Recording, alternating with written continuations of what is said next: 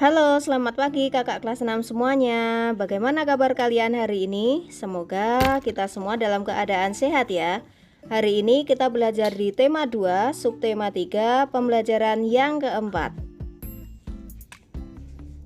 Tujuan pembelajaran kita hari ini adalah sebagai berikut.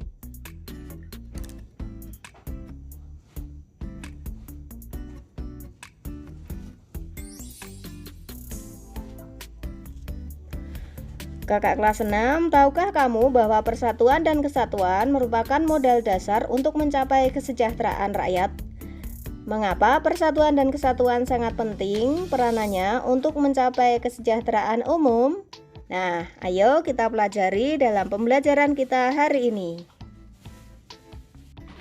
Mengapa persatuan dan kesatuan penting untuk kesejahteraan umum?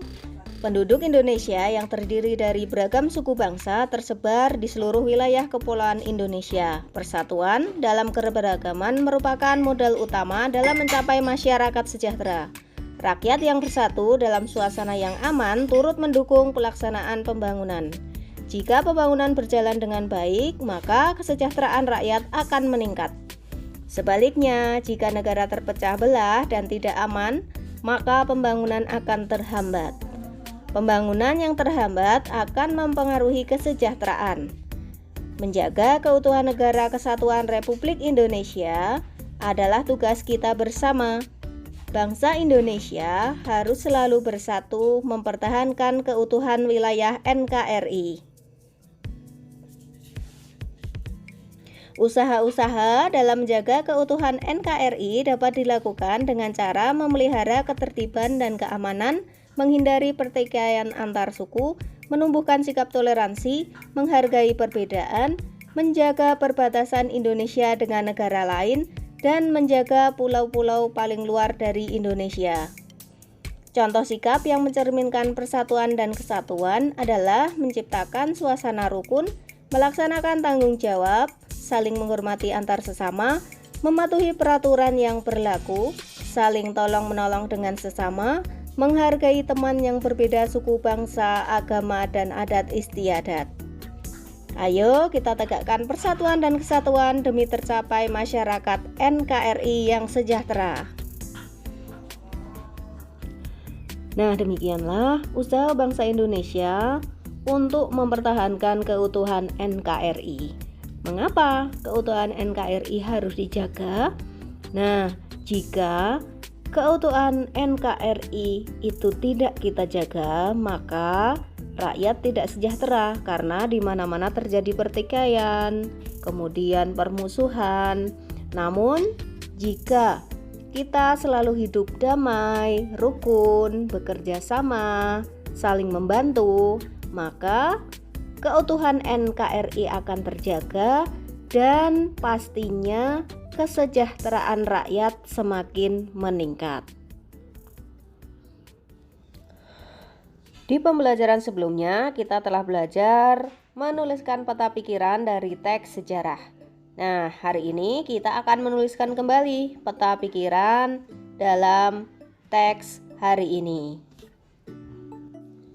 Hari ini kita akan melengkapi peta pikiran menggunakan kalimat efektif dan kata baku. Nah, kita sudah mempelajari apa itu kalimat efektif dan kata baku ya. Nah, kalimat efektif adalah kalimat yang mengandung gagasan pembicara atau penulis yang terdiri atas kata-kata yang mempunyai unsur SPOK, subjek, predikat, objek, dan keterangan.